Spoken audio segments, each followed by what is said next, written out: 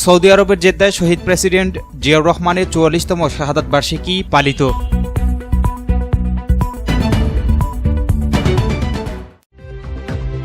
আপনারা দেখছেন প্রবাসী সংবাদ। আসসালামু আলাইকুম।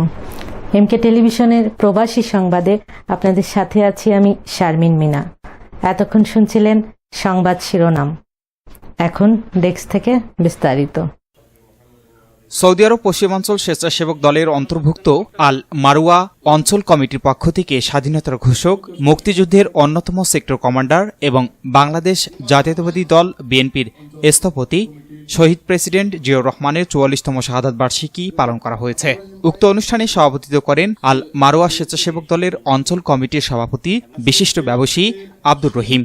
সেন্টু ও জাহাঙ্গীর সরকারের যৌথ সঞ্চালনায় প্রধান অতিথি হিসেবে উপস্থিত ছিলেন সৌদি আরব পশ্চিমাঞ্চল স্বেচ্ছাসেবক দলের প্রস্তাবিত সভাপতি আলমগীর হোসেন এবং প্রধান বক্তা হিসেবে উপস্থিত ছিলেন সৌদি আরব পশ্চিমাঞ্চল স্বেচ্ছাসেবক দলের প্রস্তাবিত সাধারণ সম্পাদক হানি সরকার উজ্জ্বল।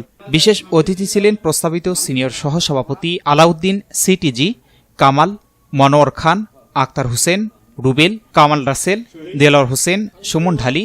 আর উপস্থিত ছিলেন শাকিল আহমেদ, শাহাদত হোসেন সুজন সহ আরও অনেকেই। এই সময় শহীদ রাষ্ট্রপতি জিয়াউর রহমানের অবদানের জন্য আজ প্রবাসে লক্ষ লক্ষ প্রবাসীদের কর্মসংস্থান তৈরি হয়েছে। শহীদ রাষ্ট্রপতি জিয়াউরের অবদান এর কথা স্মরণ করে বিশেষ দোয়া ও মোনাজাত করা হয় এবং বাংলাদেশে একটি সুষ্ঠু নিরপেক্ষ নির্বাচনের মাধ্যমে একটি গণতান্ত্রিক সরকার উপহার দেওয়ার মাধ্যমে জনগণের ভোটাধিকার ফিরে আসবে। বক্তারা এই আশাবাদ ব্যক্ত করেন। এস রহমান, প্রবাসী ডেস্ক, এমকে টেলিভিশন। শেষ করছি এমকে টেলিভিশনের প্রবাসী সংবাদ। এতক্ষণ সাথে থাকার জন্য সবাইকে ধন্যবাদ।